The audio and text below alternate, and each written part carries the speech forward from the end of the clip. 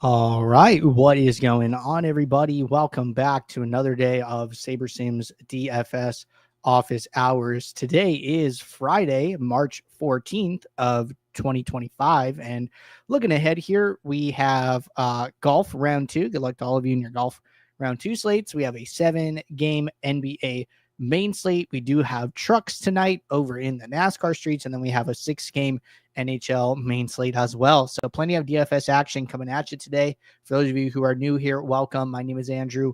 I'm one of the coaches over here at SaberSim. This is a show where we go over how to use the SaberSim app, answer any and all DFS related questions. Get your questions in one of three ways here. First off, send us an email, support@sabersim.com. Second, post it live in the YouTube chat. Third way, post it in the office hours channel and our Discord server. If you're not in our Discord and want to get access to that channel, there's a link in the description of this video. You also get access to our similar channels, individual sport channels, and you get access to the rest of the SaberSim team. Just can't say enough good things about the Discord. But with that said, we do this show Monday through Friday, 4 p.m. Eastern, and then we do this show on Saturdays at 12:30 p.m. Eastern. We do have our build review show today at 5 p.m. Eastern. It is Friday, so we do that show once a week. So that'll be going live in about an hour here. But super excited for today's show. Let's get SaberSim up here, and we will jump into questions as they are rolling in. So it looks like we have one question to get us started in the Discord, and then we will jump over to the live YouTube chat. But let's see what we got going on today. So getting SaberSim up now. NBA slate, 7 games, like I mentioned. And first question of the day.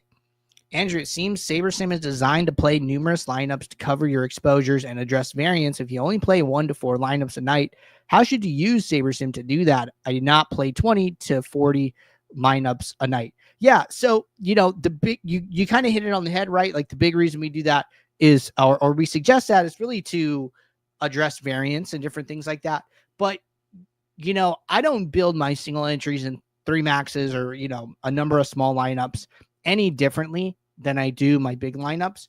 The difference here, right, for me, right? So like, let's say building 500 lineups, just going to do something super quick here. The big thing for me is that I try to be more spread out with smaller number of lineups. And the reason for that is because, say I'm playing 3 lineups, right? Okay. Well, if I need 3 lineups out of 500, I can get way more diversification than if I need 150 lineups out of 500. If I need 20, if I need 40, like you mentioned, right? So here, for example, let's say I'm doing 150, right? Got a pool of 500. Well, I max out my min uniques at 4. I can't go, at 4, I've already run out of enough unique lineups. I'm at 148. So the highest min unique I can go is 3 here, right? Well, if I'm only playing 3 lineups,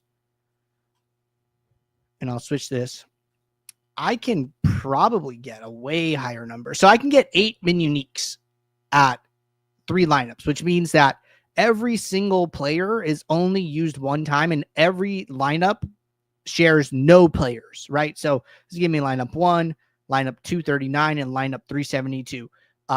All 3 of these lineups are completely different. Now, I'm not saying you need to max it out, but what I'm saying is that you can get more spread out with a smaller number of lineups. That is the big difference for me when I'm looking at my, 20 maxes and 150 maxes versus when I only need a small number of lineups, right? So with that, I would say this is the biggest difference between building a lot of lineups and a little bit. But the concept is the same, right? How am I determining? It's like, okay, I can go all the way, but do I want to go all the way, right? Is this the right number for me? And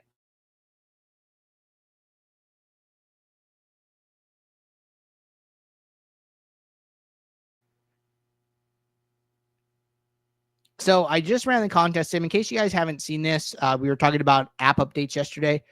Notice the sim is running. You can see it, right? If you hover over the contest sim while it's running, you have the option to cancel it while it's in progress. So that's another thing that we've added, the ability to cancel a contest sim if I wanted to, right? So I just wanted to call that out. But anyways, I got my sim up. I'm going to sort by the specific contests ROI. And then I'm going to set up my average projection, aggregate metric, and then my contest sim ROI metric, right? So how am I determining, okay, great, I can get to 8 uniques, sure, but how do I determine, what I should do, right? So what I should do is the same process of increasing my uniques, watching my aggregate metrics, watching my exposures and my leverages, and then figuring out what number I want to settle on, right? But I just end up going further because there's more lineups to choose from, right? So here, remember with 150, I was maxed out at 3. My top 3 lineups all have 3 players different from one another, right? So I don't see any change until I get to 4. And that only dropped our ROI like 4%. Okay, I go to 5. Okay, 5, there's a bigger jump, right? Okay, how do I feel about 5? Okay, maybe I want to go further, right? Okay, 6, a little bit bigger jump. But now at 6, no players are used in all of my lineups, right? At 5, there was 1 player used in all of my lineups, which was Evan Mobley. At 6, Mobley drops down to 2 lineups, right? So it's a combination of like, hey,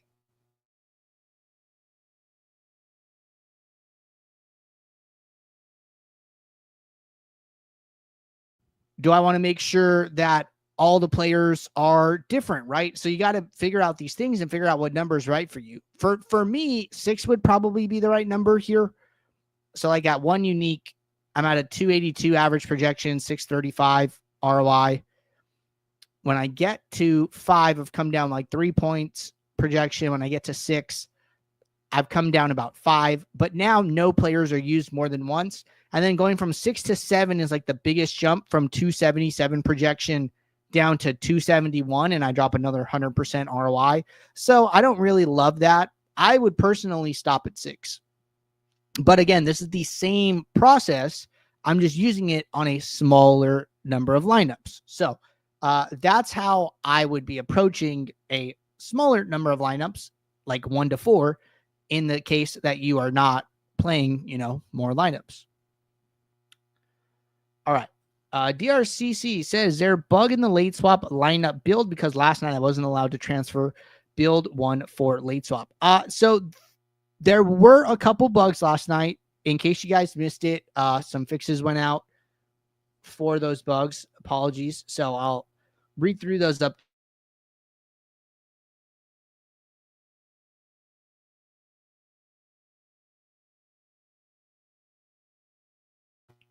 So earlier today, good afternoon, everyone. We just deployed a hotfix to our production app to resolve the following issues from last night.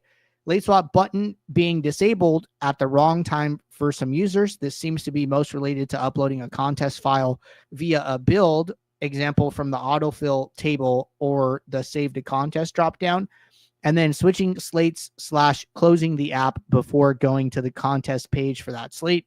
There are a few other edge cases where this could happen as well that are similar to this. In any case, this should be addressed. And the button should always be active when it is supposed to be without having to unselect and reselect all of your contests again. You should not need to re-upload entry files today to get the fix in if you've already uploaded a file. The combo button for late swap has been added to the build dropdown on mobile, so you can manage late swap settings from any build, not just from the contest page when on mobile. So these are the updates that went out. Apologies if you ran into issues last night. We were doing a ton of troubleshooting in the Discord while the slate was live, and we did come up with some workarounds for users. So that's why it's always a good thing to be in the Discord, in the support channel, if you're having problems, like while a slate is in progress. But we were able to fix those things overnight. So team reacted quickly and put out some fixes. So it should be all good to go today. All right. Next question. Let's get back to SaberSim. SaberSim didn't switch out Cole Anthony last night for me either. It glitched and kept him in. So big things here, right? So I actually posted about this in Discord myself. So Cole Anthony was in a game yesterday that started kind of like this one today. I think they're playing a back-to-back here.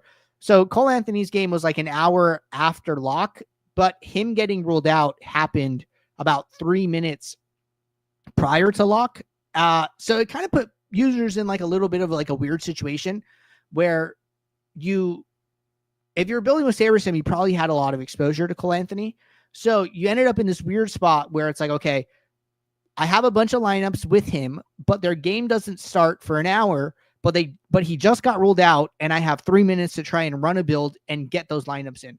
What I told users to do was I said, hey, it is better to put your lineups in, like submit them to DraftKings, say, with Cole Anthony in them, and then late swap him out rather than not upload the lineups and try and do a rebuild and possibly one mislock, possibly two skip steps of your process that are important, right? So even though he got ruled out, with 3 minutes to lock, it is okay to submit lineups with him in it when you're in a crunch like that, because you can always late swap him out, or you can always quick swap him out, right? So first thing I would always do, come into the app, use the lightning bolt icon. It was on yesterday when Cole Anthony got ruled out. So one, click the quick swap, and then get him out, just point per dollar, bet next best player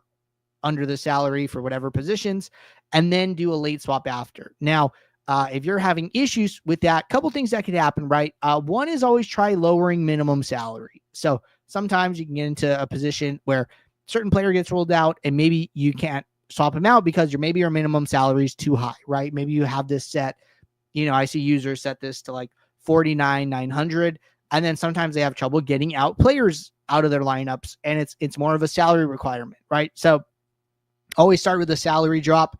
If you're having issues beyond that, the best thing that you can do is go to the top right corner, go to report a problem, tell us what's happening, and then this gives our team information about your session and then allows us to troubleshoot it in real time and help you out. So we always try and be around during slate locks and while slates are going, especially like the first hour, to help people that are running into issues. So those are the things that I would try next time. All right, next question. What do you suggest exposure should be set to for 20 max entry NBA showdown? The answer is there's no right answer. And what I mean by that is, you could ask 10 different people what they think, and you might get 10 different answers. And that doesn't mean anybody's wrong. Like, there is more than one path to victory. And we see this in contest flashback all the time. Some players take a very spread out approach. Some players take a very high leverage approach. What you got to figure out is what approach is best for your risk tolerance, right? Some people like to take really big stands, but that can either lead to very high ROI days or very low ROI days, right? Like the players taking big stands, when they're right, they're really right. They have a lot of shots on goal to try and win their contest. But when they're wrong, they can have, negative 90, negative 95% ROI days. And some people can't stomach that, right? Some people, that is just too much losing for them. So what other people might do, right, who feel that way, may want to get more spread out, may want to cap exposures globally, may want to use high min uniques, may want to make sure that no player is owned in more than 50% of their lineups or something like that, right? There's nothing wrong with either of those approaches. What I always recommend, right? Use your exposure in your leverage columns and keep making adjustments until you are happy with the lineups that you see, regardless of what happens. Like, if your highest exposed guy gets hurt and you are like livid about it, you're upset, it's going to ruin the rest of your night, probably had too much exposure to that play, right? So you probably should have lowered it. And you got to remember these things and like, your exposure is right. Your bankroll management is right. That you've risked the right amount of money when something bad happens. Say I have like the most exposure to Evan Mobley and he gets hurt and it's like, man, that sucks. But, on to tomorrow, right? When that's your reaction to like something bad happening, you're probably wagering the right amount. You probably have, the right amount of money into each individual player. And so just keep that in mind when deciding, how much you want to play. I think it's a good idea if you're going to take bigger stands to play less bankroll. And then if you're going to play more spread out, you could probably play like a little bit more, like our profit plan says, play like 2.5 to 5% of your bankroll on correlated slates like in a day, right? Well, you're playing spread out, you could probably play like closer to that 5. But if you're playing super leveraged and super aggressive, you might want to go on like the lower side, right? And all of it is like a balance. So those are my big ideas or things that I've learned over time with regards to like bankroll management. And then follow up, how should I approach main slate single entry? We actually just talked about single entry at the beginning of the show. It was the very first thing we talked about. We hit this question. It says, Andrew, it seems SaberSim is designed to play numerous lineups to cover your exposure and address variance. If you only play 1 to 4 lineups a night, how should you use SaberSim to do that? I do not play 20 to 40 lineups a night. So this was like really around single entry or a handful of lineups. We did 3 lineups. We don't really think you should play one single entry contest. We think you should play a portfolio of single entry contests, right? So like that means play like the $1 single entry, play the $2 single entry, play the $5 single entry, play, the $10 or the $12, depends like what site you're playing, right? Like FanDuel has like a $10, DraftKings has a $12, FanDuel has like a $25, DraftKings has like a $27, right? So we recommend playing more than one of those. And then when that happens, you're going to end up building 3 lineups like this and or more, depending on how many you have, and you want to approach it the way we walk through right now. If you're playing a single lineup, some of this diversification stuff gets like a little bit different, right? So like, if I need one lineup, right, it doesn't matter whether I have one unique selected or 8 because there's no other lineup to compare it to. So how do you approach something like this, right? Well, there's a couple ways you could do it. One, you could just take the top lineup. You could trust that this lineup is good and that you want to play it.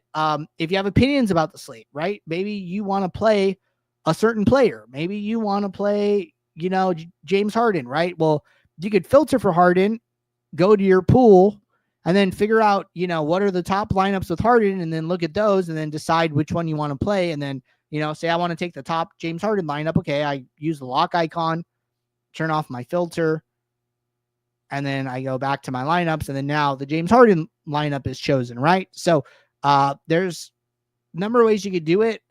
If I need to build one single lineup, what I do is I will find 3 lineups that are similar, where as far as like projections, aggregate metrics all go, right?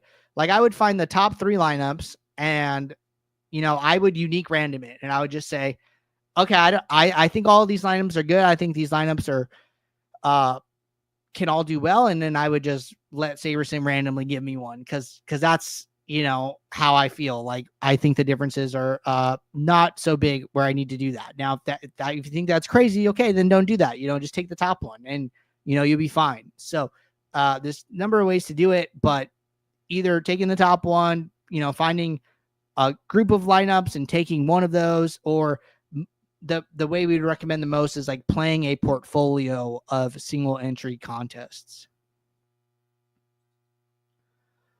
All right.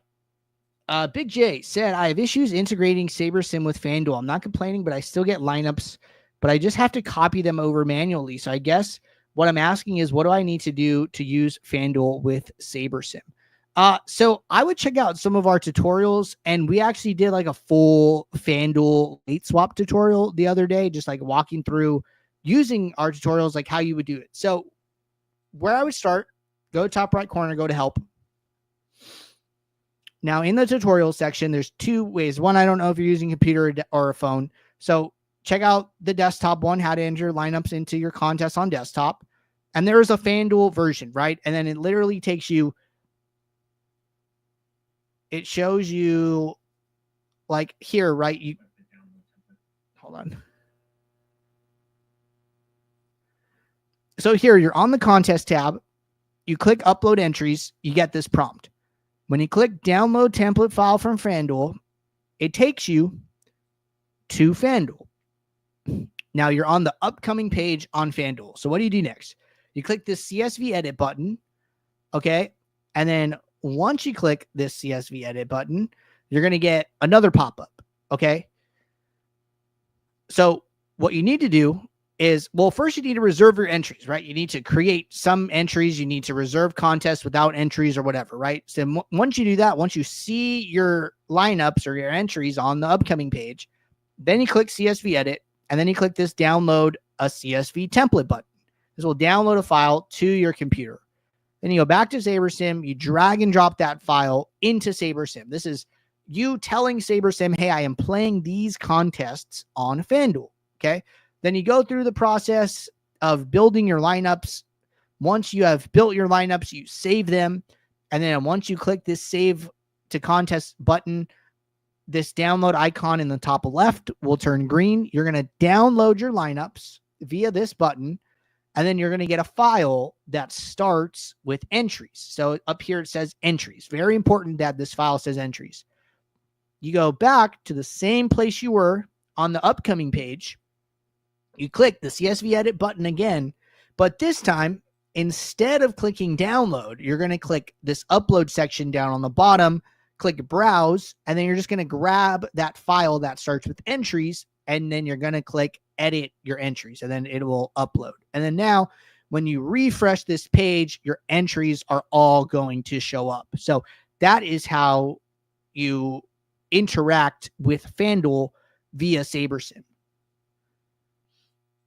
And maybe I missed the other video, but I've seen that one. Unfortunately, I use an iPad and iPhone. I don't seem to have that CSV option in the app. Okay, so FanDuel mobile is different and it is tricky. So the big things here, and I'm pretty sure we walked through it in this video.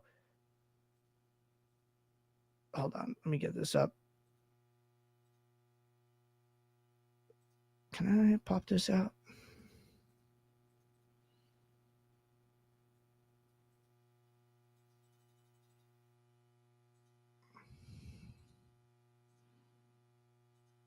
Interesting.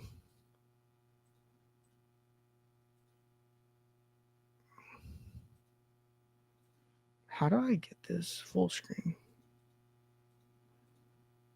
Okay, let's try again. I saw it like momentarily. I'll see if we could do something about this where like clearly this is not popping up for me full screen. If anybody knows how to do that, it'd be great. But okay, so with FanDuel mobile, so one, their mobile app sucks. Okay. All right, we're gonna try this one more time. I think I can time it. Oh, I missed. All right, let's try again. So I gotta like pop this click. I'm gonna get this. Nah, it's not working. It should have worked that time. I clicked it in time. Man, I suck at this. Oh, I got it. Oh, let's go. Okay, so this is our full screen FanDuel demo, okay? For mobile. So with mobile, okay, so it's going to look like this. Okay, this is where it gets tricky because, like you said, you don't see a CSV edit button. All right, what you have to do.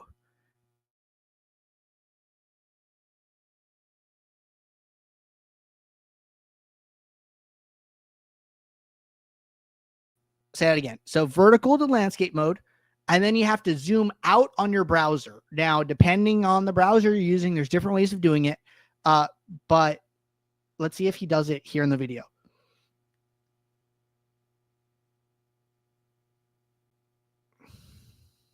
Okay, so I think he's vertical at the moment, and I think he's going to switch to landscape right now. So he's going to his like settings, and then he's going to landscape mode, I think, here. And notice how like the text is a lot smaller, right? So here the text is like way bigger. You see it like really, really close up. And then I think you just need to click the zoom button, which I'm going to remove the question.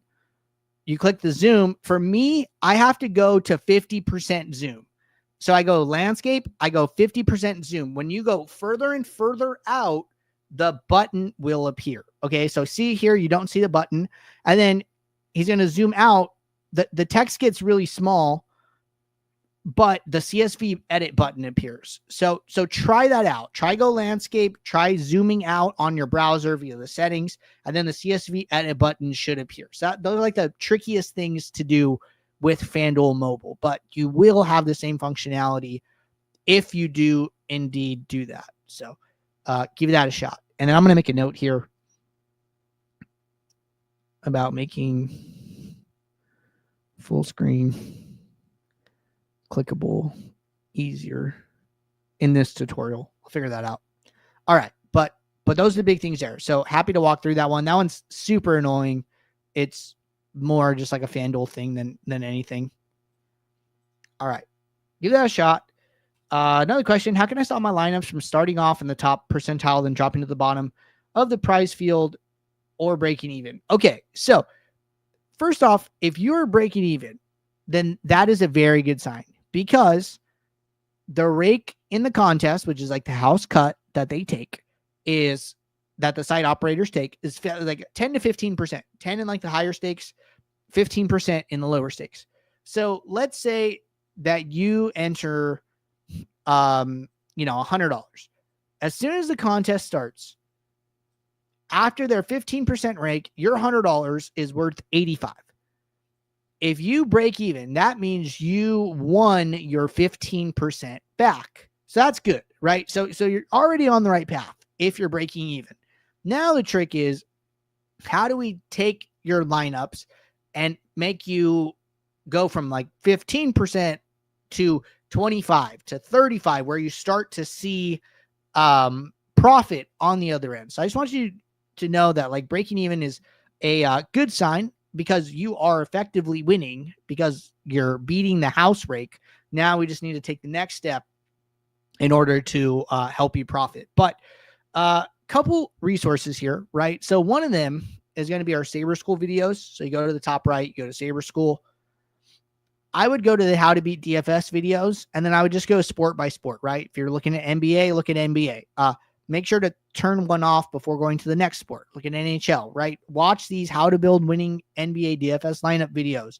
Classic, Showdown, NHL, golf. We did a video for the players, right? We did other videos as well. So like check all of these out. They're really good videos to watch. If you're looking for something more specific, what I would recommend is signing up for the Build Review Show. We're doing one today at 5 p.m. Eastern. If you've never seen what it's like, you can check it out. But basically, I bring users' builds up on stream and then just like review them, see the decisions that they made. I look at their lineups and contest flashback and see how they grade out. And then I give them personalized advice like, hey, I see you're doing this. Maybe you could do this instead, or I would try this, I would try that, and help to, guide people on the right track to help them make better decisions in their lineups. But if you ever want to get signed up for that, 2 ways to do so. 1, send us an email, support@sabersim.com.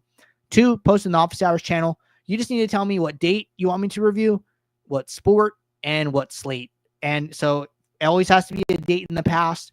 So like, hey, can you review my March 13th NBA main slate lineups for DraftKings? And if you do that, then I can add you to the list and we can go from there. So that's the best way to get like super personalized advice. But if you haven't watched our videos in Saber School, I would definitely recommend checking those out. All right. Good stuff so far.